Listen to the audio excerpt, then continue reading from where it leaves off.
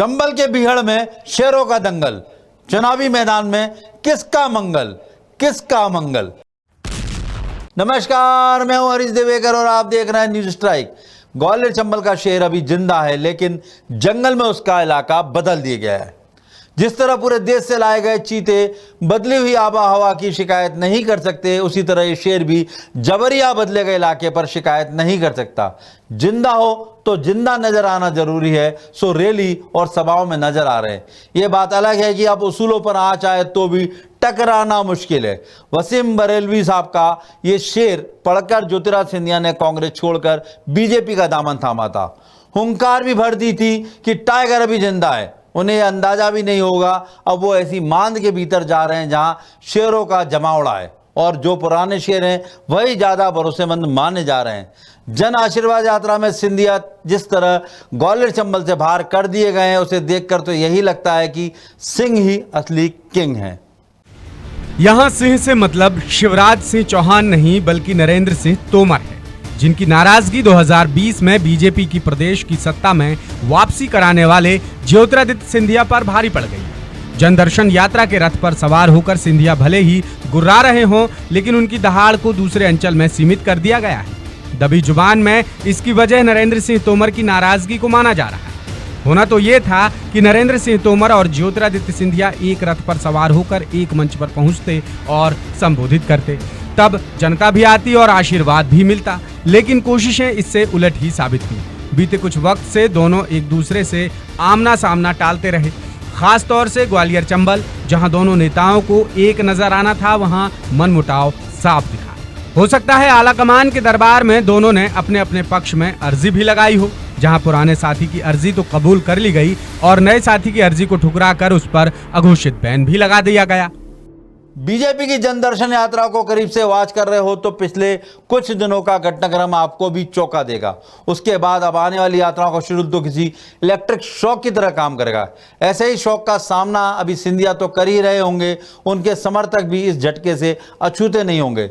जिस सिंधिया राजघराने ने बरसों ग्वालियर चंबल की जमीन पर राज किया और फिर सियासी पैंचोखम आजमाए, उसी सिंधिया को बीजेपी ने फिलहाल ग्वालियर चंबल से बाहर कर दिया है। पार्टी बदलने के बाद सिंधिया ने पुराने भाजपाइयों के साथ मिलकर चलने के लिए खूब मेल मुलाकातें की। कुछ दिन पहले दुर्विरोधी रहे प्रभात जाके घर पर चर्चा की, लेकिन नए डेवलपमेंट के बाद ये सारी कवायदें बेकार ही नजर आ रही हैं। जनदर्शन यात्राओं पर से सीएम शिवराज सिंह चौहान का पेटेंट हटाने के बाद बीजेपी की प्लानिंग थी कि हर अंचल में वहां का दिग्गज नेता ही इस यात्रा की अगुवाई करेगा। चूंकि नरेंद्र सिंह तोमर पर पूरे प्रदेश की जिम्मेवारी है, इसलिए उनकी मौजूदगी भी ज्यादा दर्ज होनी थी। लेकिन पिछले कुछ समय से वो कई सभाओं और कार्यक्रमों से नदारद दिखाई।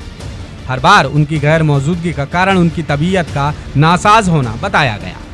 बीते दिनों मुख्यमंत्री शिवराज सिंह चौहान ग्वालियर में थे, जहां कई कार्यक्रम के साथ रोड शो भी किए, लेकिन इनमें नरेंद्र सिंह तोमर नजर नहीं आए।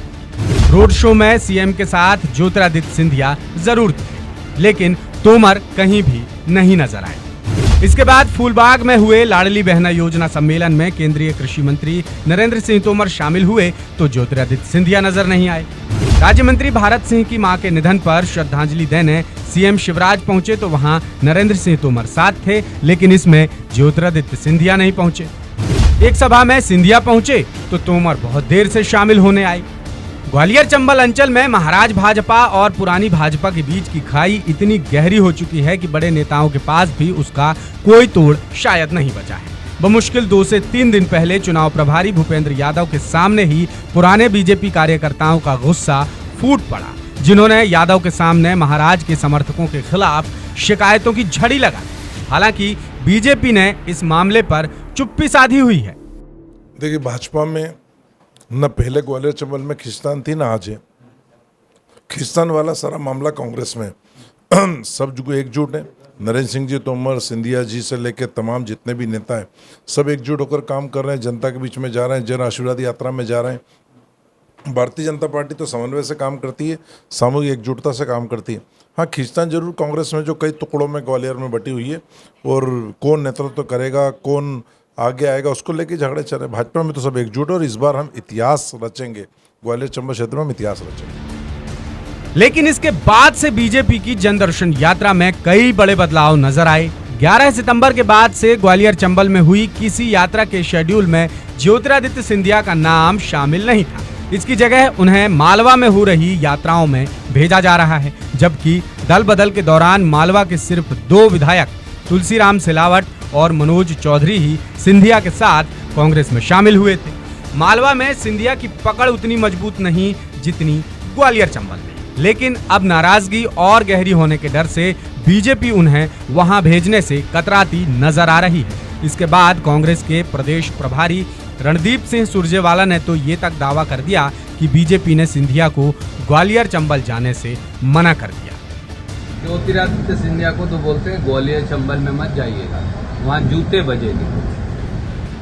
ग्वालियर चंबल में हालात वाकई गंभीर हैं। सिंधिया को बीजेपी में लाने का श्रेय तोमर को भी जाता है, लेकिन धीरे धीरे दोनों के बीच हालात खराब होते चले गए, जिसका असर नगरीय निकाय चुनाव में साफ नजर आया, जहां ग्वालियर और मुरैना दोनों ही नगर निगम बीजेपी के हाथ से निकल गईं।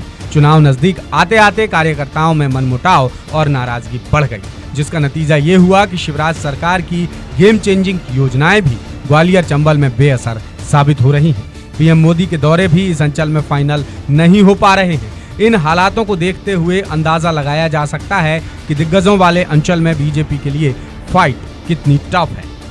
बाकी बचे हुए दिनों में ग्वालियर चंबल में निकल रही रथ यात्राओं के चेहरे कौन होंगे, ये देखना भी बेहद दिलचस्प होगा। 2020 में दल बदल के बाद बीजेपी की सरकार तो बनी, लेकिन ग्वालियर चंबल सहित कुछ और सीटों पर बीजेपी के लिए हालात खराब होते गए।